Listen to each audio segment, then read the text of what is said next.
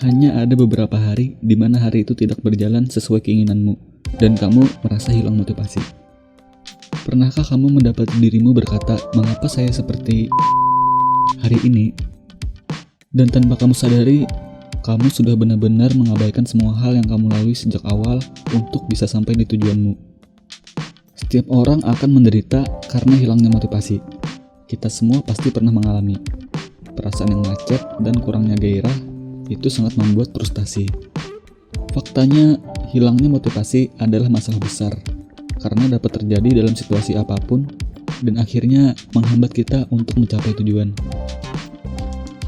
Pada video ini, kita akan mengidentifikasi alasan hilangnya motivasi, sehingga kamu dapat menerapkan strategi yang diperlukan saat berada dalam situasi tersebut.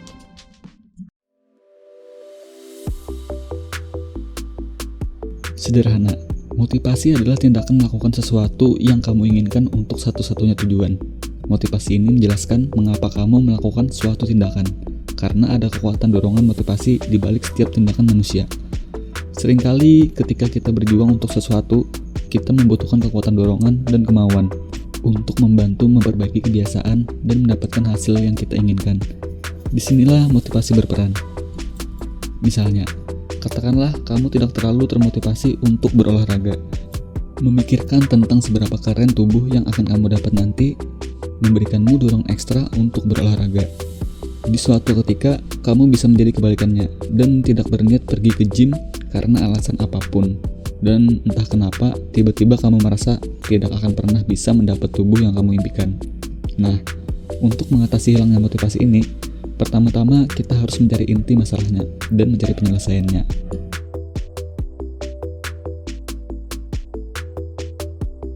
Pertama, karena keraguan diri. Kurangnya motivasi muncul karena kamu benar-benar tidak percaya pada diri dan kemampuanmu. Cukup sulit untuk memulai dan menyelesaikan apapun ketika kamu sudah meragukan diri.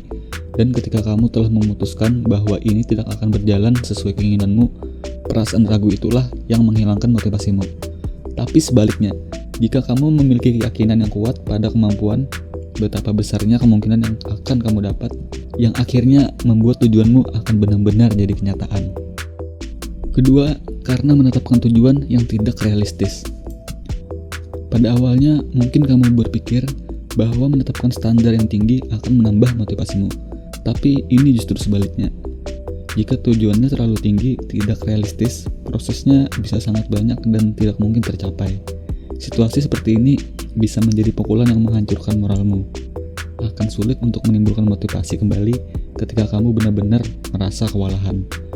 Jika keadaannya seperti ini, kamu hanya perlu sedikit menurunkan standarmu dan capailah titik yang menurutmu sudah lumayan manis.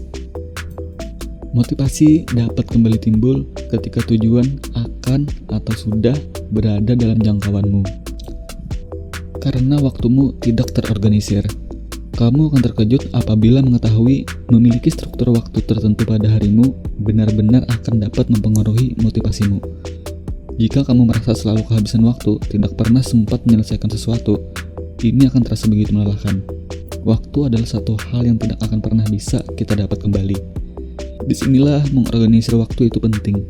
Ini akan membantu mengarahkanmu melakukan hal yang bisa kamu lakukan pada hari itu, bahkan ketika kamu tidak menyukai melakukan itu. Dengan begitu, kamu akan selalu punya waktu untuk menyelesaikan sesuatu. Ketika kamu bisa membuat bola bergulir, pada akhirnya bola tersebut akan mencapai gawang. Yang keempat, karena kurang fokus. Gangguan ada di mana-mana, bisa muncul secara acak kapan saja, di mana saja. Ini sangat merugikan produktivitasmu. Ini dapat membuatmu hilang fokus, yang pada akhirnya membuatmu semakin tidak termotivasi dan mencegahmu untuk bergerak maju. Ketika kamu membiarkan dirimu teralihkan fokus, kamu memberikan hal yang tidak penting pada dirimu. Dengan pola pikir yang tepat, sangat mungkin untuk kamu dapat kembali fokus. Setiap orang menemukan jalan dan caranya sendiri untuk dapat kembali fokus. Jadi, temukan jalanmu. Dengan begitu, menyelesaikan sesuatu akan mudah dilakukan saat memiliki fokus yang optimal. Yang terakhir, karena ruang kerjamu berantakan. Lingkungan sekitar kamu memainkan peran besar dalam pengaruhnya terhadap apa yang kamu kerjakan. Jika kamu merasa hanya perlu menoleransi ruang kerja yang berantakan, kemungkinan besar motivasi kamu akan turun. Misal, jika meja kamu berantakan, ini bisa sangat mempengaruhi motivasimu. Kekacauan menciptakan stres. Ruang kerja yang berantakan akan mengancam turunnya motivasi. Dengan membuatnya tetap sederhana, rapi, kamu akan terhindar dari efek turunnya motivasi dan penundaan. Contoh lain yang mungkin diremehkan orang adalah pencahayaan ruangan. Kamu mungkin akan mengalami kantuk dengan fokus yang terasa kurang optimal jika pencahayaan kurang. Ini akan menyebabkan penurunan produktivitas kerjamu. Benahi pencahayaan ruangan kerjamu dan kamu akan terkejut melihat betapa besar cahaya memiliki efek pada kinerjamu. Dengan beberapa penyesuaian pencahayaan yang kamu inginkan, ruang kerja kamu dapat benar-benar dibentuk untuk mendukung kamu sepenuhnya. Jika kamu berurusan dengan hilangnya motivasi, aku harap video ini dapat memberimu pemahaman dan kamu bisa mengambil langkah agar kembali motivasi. Jangan kamu menyalahkan diri sendiri karena hilangnya motivasi. Semua orang pasti pernah mengalami, dan itu hanyalah bagian dari proses sebelum kamu mencapai tujuan. Langkah selanjutnya, ketika kamu merasa hilang motivasi, identifikasilah dengan tepat apa yang menyebabkan kamu merasa mandek dan terapkan strategi yang tepat. Dengan begitu, kamu akan selalu memiliki alasan yang kuat untuk dapat terus bergerak maju dengan motivasi dalam dirimu dan akan membawamu ke dalam kehidupan yang lebih otentik daripada hidupmu sebelumnya.